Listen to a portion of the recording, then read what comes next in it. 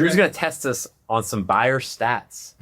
I'm going to give you 3 different percentages. And the question is, what percentage of buyers have an AI mandate? So this is they're being instructed to go buy software that has an AI component to it as part of company goals. 100%. All right. Is it 33%, 57%, or 91%? 91%. 57%. Whoa, that's Oh, interesting. wow. Yeah. So 57% of buyers said, hey, you have to go find a great AI solution to help us achieve this. I think what's interesting about this stat is that for buyers who did have this AI mandate, they switched vendors 2 times more than people who didn't have AI mandate. So they're being forced to go look at tools, and I think a lot of these AI native tools feel different than the tools that they're latching AI on. Also, though, they were 5 times more likely to choose the lowest price. I think that's especially interesting. I think it's because our mind ties AI usage to ChatGPT and Claude. $20 a month. Yep. Right? And so a tool like Profound, which is in like AEO, GEO, whatever you want to call it, SEO, I think it's like $800, $900 a month. It's a tool to help you track your AI performance. There's AI involved, but like I think we have actually had this like view of AI almost as a commodity when it comes to processing. Yeah, I think there's also this perception of the job of AI is to make things cheaper to do.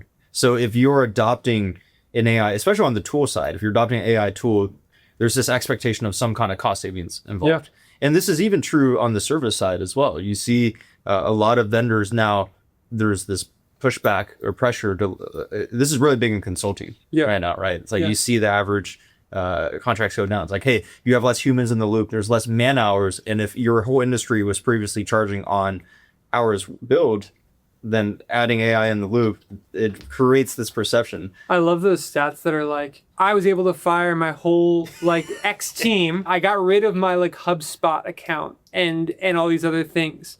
So now instead of paying $30,000 a year, $100,000 a year, I spend like $400,000 a year on AI like tokens, right? And I have to maintain and upkeep all of it. Like, I think that we are moving to a world where AI doesn't necessarily mean or shouldn't mean a cheaper option. It's just the right option sometimes when that automation makes sense. Yeah.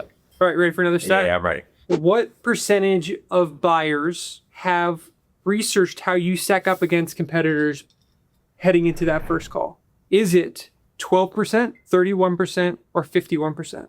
They did research before the call. They did research specifically how you stacked up against competitors before that very first Probably call. not that many. If I was basing it on myself, when I evaluate, when I'm being a buyer, I tend to do a lot of research. Yeah. But I imagine that's probably less true across the board. think- So I'll go 50. I think a lot. Yeah, I'll go 31%. I'm saying 31 too, but I say like a lot of times you're just kind of like getting a recommendation. Maybe there might not be more than 2 really good recommendations. The answer was 51%. Oh, interesting. So over half of people are coming to that first call with at least perception of how you fit against competitors. And so it's your job to guide them and, perception. and shape that You said perception. perception. Perception is a word. Yeah, well, we're 0 for 2 now, Jake, so hopefully we can redeem go. ourselves. The question is, what percentage of buyers picked the cheapest option? Ooh. So right, this was a binary question about a software they bought in the past year that was at least 15 grand and up. Was it 37%, 57%, or 73%